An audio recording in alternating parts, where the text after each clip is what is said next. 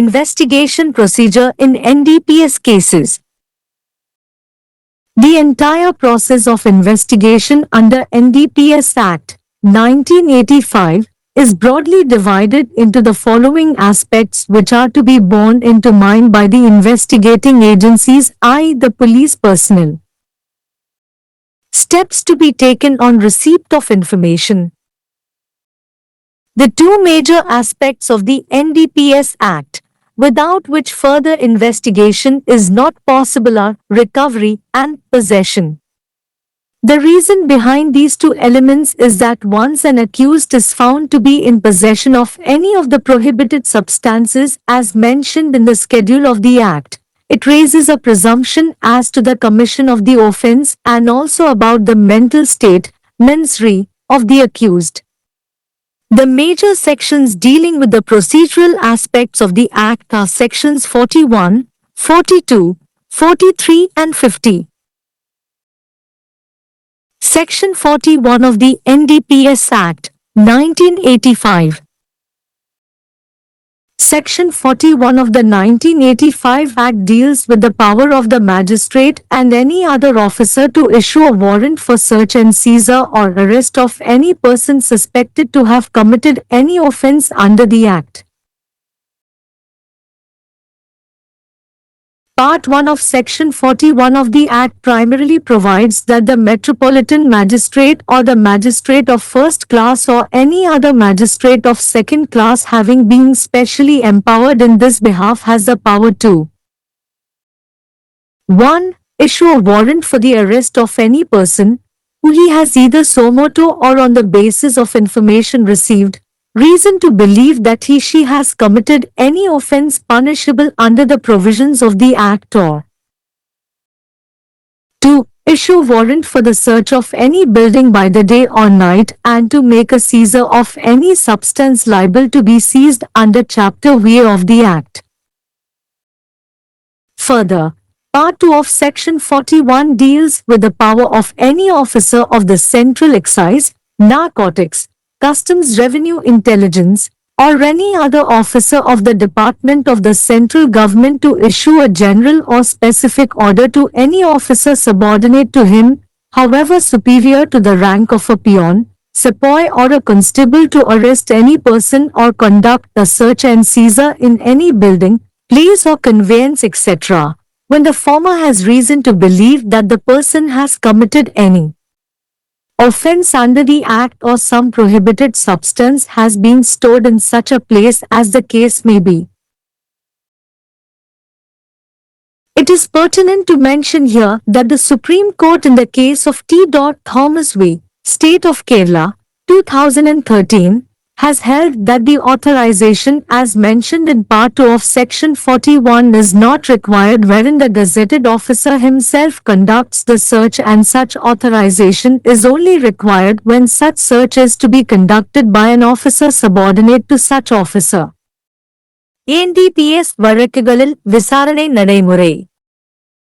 NDPS சட்டம் 1985 இன் கீழ் விசாரணையின் முழு செயல்முறையும் புலனாய்வு நிறுவனங்கள் அதாவது காவல்துறையினரால் மனதில் கொள்ள வேண்டிய பின்வரும் அம்சங்களாக பிரிக்கப்பட்டுள்ளது. தகவல் கிடைத்தவுடன் எடுக்க வேண்டிய நடவடிக்கைகள். NDPS சட்டத்தின் 2 முக்கிய அம்சங்கள். அவை இல்லாமல் மேலும் விசாரணை சாத்தியமற்றது. அவை மீட்பு மற்றும் உடைமை. இந்த 2 கூறுகளுக்கும் பின்னால் உள்ள காரணம் என்னவென்றால், குற்றம் சாட்டப்பட்டவர் சட்டத்தின் அட்டவணையில் குறிப்பிடப்பட்டுள்ளபடி தடை செய்யப்பட்ட எந்தவொரு பொருளையும் வைத்திருப்பது கண்டறியப்பட்டவுடன், அது குற்றத்தின் செயல்பாடு மற்றும் குற்றம் சாட்டப்பட்டவரின் மனநிலை, ஆண்மை பற்றிய ஒரு அனுமானத்தை எழுப்புகிறது. இந்த சட்டத்தின் நடைமுறை அம்சங்களை கையாளும் முக்கிய பிரிவுகள் 41, 42, 43 மற்றும் 50 ஆகும். NDPS சட்டம் 1985 இன் பிரிவு 41. 1985 சட்டத்தின் பிரிவு 41 சட்டத்தின் கீழ் ஏதேனும் குற்றம் செய்ததாக சந்தேகிக்கப்படும் எந்த ஒரு நபரையும் சோதனை செய்து பறிமுதல் செய்ய அல்லது கைது செய்ய ஒரு வாரண்ட் பிறப்பிக்க மாஜிஸ்திரேட் மற்றும் வேறு எந்த அதிகாரிக்கும் உள்ள அதிகாரத்தை கையாள்கிறது. சட்டத்தின் பிரிவு 41 இன் பகுதி 1 முதன்மையாக பெருநகர மாஜிஸ்திரேட் அல்லது முதல் வகுப்பு மாஜிஸ்திரேட் அல்லது இரண்டாம் வகுப்பு மாஜிஸ்திரேட் இந்த சார்பாக சிறப்பு அதிகாரம் பெற்றிருப்பதால் அவருக்கு அதிகாரம் உள்ளது. 1.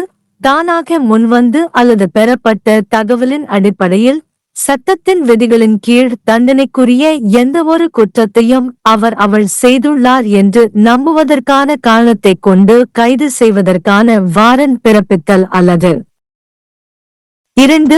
பகல் அல்லது இரவில் எந்தவொரு கட்டிடத்தையும் சோதனை செய்வதற்கும் சட்டத்தின் VA அத்தியாயத்தின் கீழ் பறிமுதல் செய்யக்கூடிய எந்தவொரு பொருளையும் பறிமுதல் செய்வதற்கும் வாரண்ட் பிறப்பித்தல். மேலும் பிரிவு 41 இன் பகுதி 2 மத்திய கலால் போதைப்பொருள் சுங்க வருவாய் புலனாய்வு அதிகாரி அல்லது மத்திய அரசின் வேறு எந்த அதிகாரியும் தனக்கு கீழ் உள்ள எந்தவொரு அதிகாரிக்கும் பியூன் சிப்பாய் அல்லது கான்ஸ்டபிள் பதவியை விட உயர்ந்தவராக இருந்தாலும் எந்தவொரு நபரையும் கைது செய்யவோ அல்லது எந்தவொரு கட்டிடம் இடம் அல்லது போக்குவரத்து போன்றவற்றில் சோதனை மற்றும் பறிமுதல் செய்யவோ ஒரு பொதுவான அல்லது குறிப்பிட்ட உத்தரவை பிறப்பிக்கும் அதிகாரத்தை கையாள்கிறது. சட்டத்தின் கீழ் நபர் ஏதேனும் குற்றம் செய்ததாகவோ அல்லது ஏதேனும் தடை செய்யப்பட்ட பொருள் அத்தகைய இடத்தில் சேமித்து வைக்கப்பட்டுள்ளதாகவோ நம்புவதற்கு காரணம் இருக்கும்போது. TU Thomas we. கேரள மாநிலம் 2013 வழக்கில் உச்ச நீதிமன்றம் பிரிவு 41 இன் பகுதி 2 இல் குறிப்பிடப்பட்டுள்ளபடி அங்கீகாரம் தேவையில்லை என்றும் அத்தகைய சோதனையை அரசிதழ் பதிவு பெற்ற அதிகாரியே நடத்துகிறார் என்றும் அத்தகைய சோதனையை அத்தகைய அதிகாரிக்கு கீழ் உள்ள அதிகாரி நடத்தும்போது மட்டுமே அத்தகைய அங்கீகாரம் தேவைப்படும் என்றும் இங்கு குறிப்பிடுவது பொருத்தமானது. NDPS मामलों में जांच प्रक्रिया.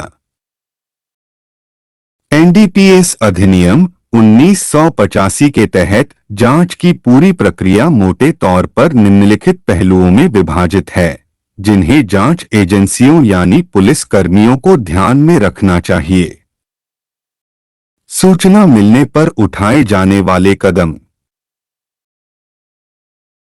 NDPS अधिनियम के दो प्रमुख पहलू जिनके बिना आगे की जांच संभव नहीं है, वे हैं बरामदगी और कब्जा. इन दो तत्वों के पीछे कारण यह है कि एक बार जब किसी अभियुक्त के पास अधिनियम की अनुसूची में उल्लिखित किसी भी प्रतिबंधित पदार्थ का कब्जा पाया जाता है तो यह अपराध के किए जाने और अभियुक्त की मानसिक स्थिति मेंसरिया के बारे में एक अनुमान पैदा करता है. अधिनियम के प्रक्रियात्मक पहलुओं से निपटने वाली प्रमुख धाराएं 41, 42, 43 और 50 हैं. NDPS अधिनियम 1985 की धारा 41. 1985 के अधिनियम की धारा 41 मजिस्ट्रेट और किसी अन्य अधिकारी की उस शक्ति से संबंधित है जिसके तहत वह अधिनियम के तहत कोई अपराध करने के संदेह में किसी व्यक्ति की तलाशी और जब्ती या गिरफ्तारी के लिए वारंट जारी कर सकता है. अधिनियम की धारा 41 के भाग 1 में मुख्य रूप से प्रावधान है कि महानगर मजिस्ट्रेट या प्रथम श्रेणी के मजिस्ट्रेट या किसी अन्य द्वितीय श्रेणी के मजिस्ट्रेट को इस संबंध में विशेष रूप से सशक्त होने की शक्ति है.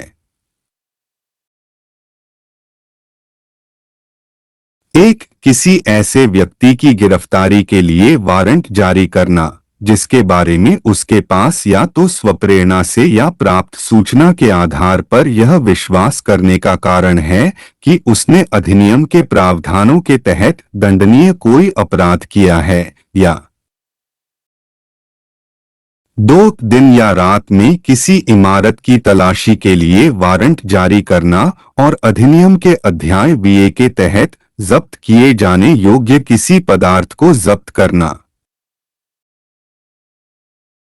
इसके अलावा धारा 41 का भाग 2 केंद्रीय उत्पाद शुल्क, मादक पदार्थ, सीमा शुल्क, राजस्व, खुफिया विभाग के किसी अधिकारी या केंद्र सरकार के किसी अन्य विभाग के किसी अधिकारी की अपने अधीनस्थ किसी अधिकारी को, चाहे वह चपरासी, सिपाही या कांस्टेबल के पद से उच्चतर ही क्यों न हो, किसी व्यक्ति को गिरफ्तार करने या किसी भवन, स्थान या वाहन आदि में तलाशी और जब्ती करने के लिए सामान्य या विशिष्ट आदेश जारी करने की शक्ति से संबंधित है, जब पूर्व के पास यह मानने का कारण हो कि उस व्यक्ति ने अधिनियम के तहत कोई अपराध किया है या किसी प्रतिबंधित पदार्थ को ऐसे स्थान पर संग्रहित किया गया है, जैसा भी मामला हो। यहाँ यह उल्लेख करना उचित है कि टी थॉमस बनाम केरल राज्य 2013 के मामले में सर्वोच्च न्यायालय ने माना है कि धारा 41 के भाग 2 में उल्लिखित प्राधिकरण की आवश्यकता नहीं है, जब राजपत्रित अधिकारी स्वयं तलाशी लेता है, और ऐसा प्राधिकरण केवल तभी आवश्यक है जब ऐसी तलाशी ऐसे अधिकारी के अधीनस्थ अधिकारी द्वारा की जानी हो।